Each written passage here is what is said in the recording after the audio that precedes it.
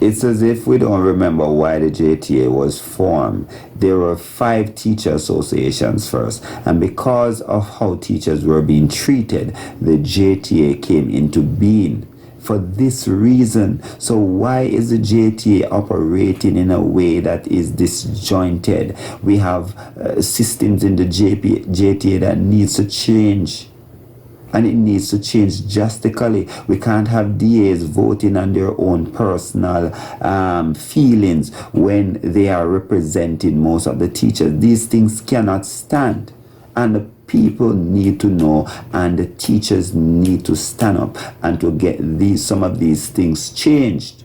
Because you have some persons representing you that are able to go into a meeting and sign off on something that the masses are not agreeing with. That is stupidity. That is craziness. That doesn't make any sense. Why are persons going to meeting? Why are persons voicing their concerns? Why are persons stressing out themselves about getting things done and getting change in place, when the delegates can just go and vote what they want? This cannot continue.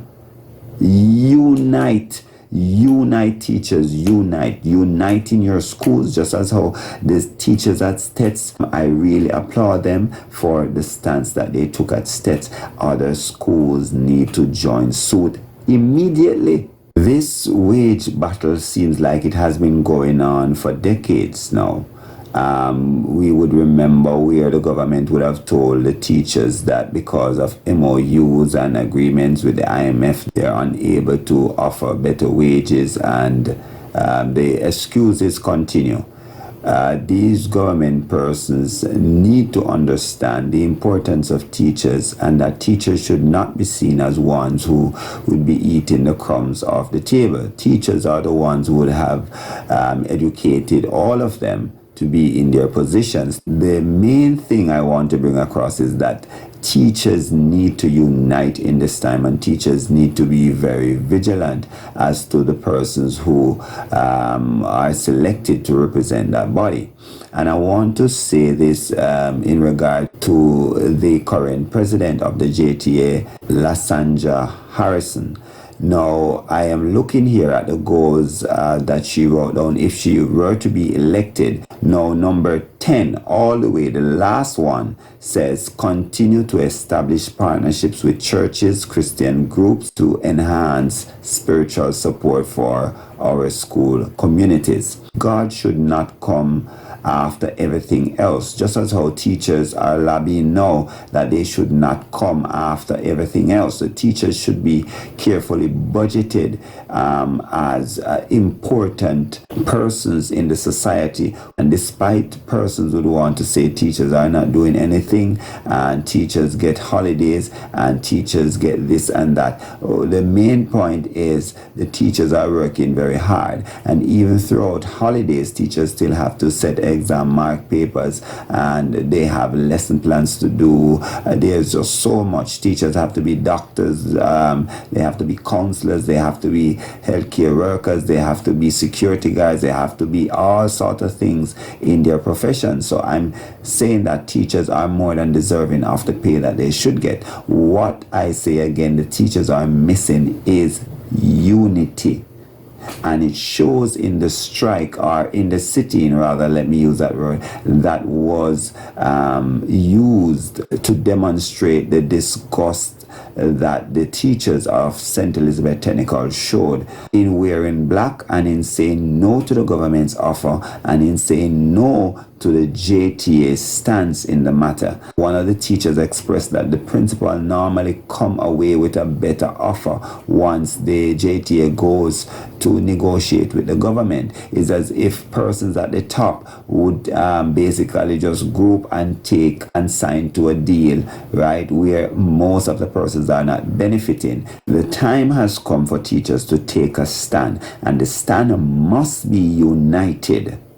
It must be, the JTA says it's to unite and serve, and the disunity in the JTA is very, very obvious, because if one group of teachers would be striking, where is the communication to inform all the teachers of the importance of standing together? in this time. Because if the teachers don't stand now, it has been, as I said earlier, decades of this sort of treatment from the government, and the government normally uses a strategy where they wait and they offer something and they wait until the financial year is going to close, and exactly what is mirroring now, because we are in March and we're hearing that we have to sign off as educators, or unless you're going to have to take what you get, right? Or you're not going to get anything, which is a lie. And teachers do not believe that lie. You have to stand together and you have to fight. Even the children of Israel, when God gave them the promised land, when they went there, they still had to fight with the other nations that were there. God was with them. So praying is good, but we have to stand together, and we have to be able to stand robustly and say, this is what we believe, this is what we are standing for, and regardless of what it takes or how long it takes, we need the government to show the respect that is due to teachers. And that is what is necessary now. Unity. The teachers should be leading by example. Teachers are natural leaders. So this is what is needed, teachers, and this is what I'm asking all teachers to do.